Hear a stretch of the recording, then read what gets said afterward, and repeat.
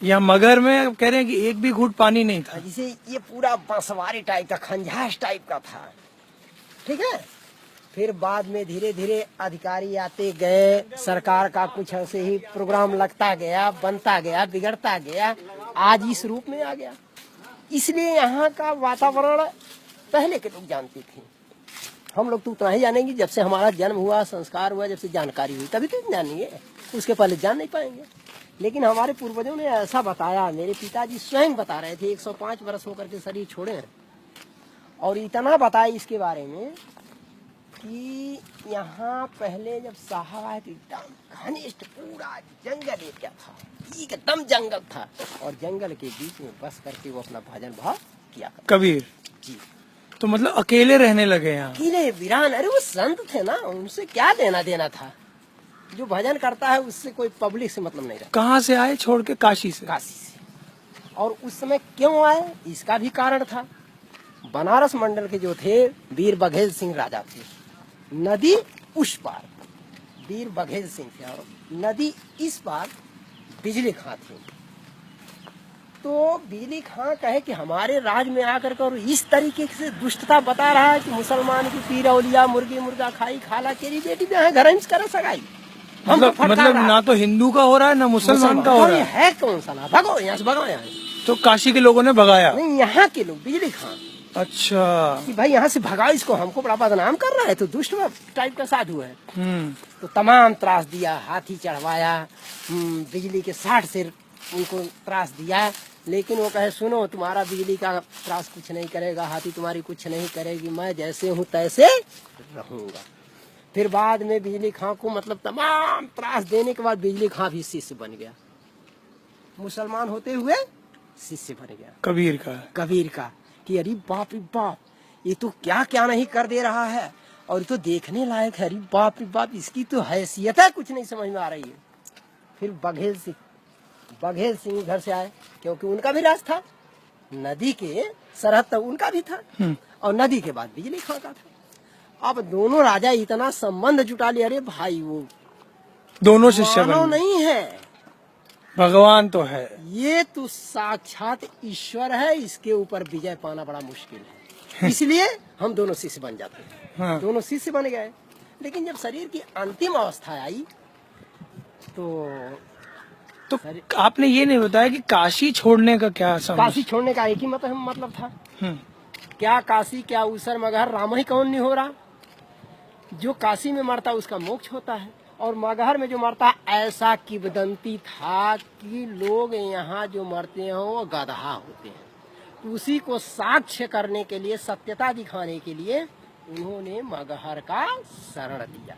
तो मतलब सबके एंटी चले गए, दिखाने के लिए कि देखो मैं कैसे करता हूँ, न काशी न मगहर, सब जगह एक बराबर है। भजन है, सत्यता है, प्रभु में विश्वास है, तो सबकी वही गति होगी। तो उनके लिए कहाँ मरना में मोक्ष मिलता है? वो ये दिखाए कि कहीं भी मरो, अपने दिल के भीतर सफाई रखो, सब जगह मोक्ष मिल जाएगी। मोक्ष पर उन्होंने विजय किया, यमराज पर उन्होंने विजय किया, इंद्र पर उन्होंने विजय किया, सबको बुलाया। इतना उनके अंदर जब तपस्या बढ़ गई, तो जब शरीर छोड़े तो वही बिजली खां और वीर बघेल सिंह दोनों लड़ गए। क्यों लड़े? फूल के चक्के? नहीं, क्यों लड़े? इसका कारण एक था कि भाई हम हिंदू हैं तो हम उनको जलाएंगे, मुसलमान का हम दफनाएंगे। अब दोनों लड़ गए, दोनों सेनाएं यही लड़ी थी, और जब दोनों सेनाएं लड़ गई। इस जगह का नाम क्या है पूरा? मगहर। और कबीर मठ है, बस एक कबीर मठ मगहर। अच्छा। जब दोनों सेनाएं आपस में लड़ गई तो वहां से आवाज होता है, चद्दर जो डाला, अरे मरने के बाद सबके ऊपर चद्दर डाला जाता है, स्वाभाविक है, क्यों डाला जाता है ना? अरे एकदम दुल्हन बनाया जाता है। दुल्हन बनाए। तो जब चद्दर डाला गया, आपस में सेनाएं लड़ रही हैं, दोनों सेनाएं जब लड़ रही तो आवाज आई उल्लास में से, अंदर से, चद्दर के नीचे से। अब किसको मिली वो आवाज? सबको नहीं मिली, केवल वीर बघेल सिंह और बिजली खां को आवाज मिली, दोनों को एक साथ मिली। खोलो पर्दा, है नहीं मुर्दा, मिथ्या झगड़ा कर डाली। अरे नालायक, तुम लोग पर्दा तो पहले हटाओ, मरने के बाद भी। हाँ, पर्दा हटाओ, खोलो पर्दा, माने चद्दर हटाओ, खोलो पर्दा, है नहीं मुर्दा, मैंने मुर्दा नहीं है, मिथ्या झगड़ा, मैंने झूठ है, तुम लोग झगड़ा कर रहे हो शरीर के लिए, फिर से शरीर के लिए क्या झगड़ा कर इतना समझ ही नहीं आया अभी तक। जब दोनों को सुनाई दिया आवाज में तो दोनों थक हो गए। मतलब मरते वक्त भी मरने एक के बाद नई मरने के बाद भी कुछ सिखा गए। आवाज आई उनके कानों में, केवल 2 ही आदमी को, न कि तीसरे को। तब उन्होंने कहा अरे भाई लड़ाई बंद करो, ये तो आवाज आ रही कुछ। तब वही चद्दर हटाए और देख रहे हैं केवल 2 फूल। मतलब अब कबीर उनकी आत्मा बन गए, आत्मा बन गई। अब वही दोनों फूल आपस में लेकर के और एकदम संतुष्ट होकर के एक ने मजार बना लिया, एक मंदिर बना लिया, जो कि यहाँ है, जो कि वर्तमान में आज मौजूद है। यह है कबीर गुफा। यहाँ आकर के साहब अंदर जमीन के अंदर नीचे जाएंगे आप, वहीं बैठ के तपस्या किया करते थे। अच्छा अच्छा। वो स्थान ही है। ये सन 98 की बाढ़ में बहुत जीर्ण शीर्ण हो गया था, टोटल गिर गया था। लेकिन पुरातत्व विभाग ने इसको ऐसे ही अभी मतलब छोड़ छाड़ करके किसी तरीके से बैरिकेडिंग करके अभी चला रहा है। अच्छा, तो अभी ये तो कहने का मतलब ये है, चीज वही है, थोड़ा सा जी गिर पड़ गया था, उसको थोड़ा सा बना। तो हम वो चले जाएं? हाँ, बिल्कुल चलेंगे, चलिए हम भी चलेंगे। आइए आगे आगे आइए।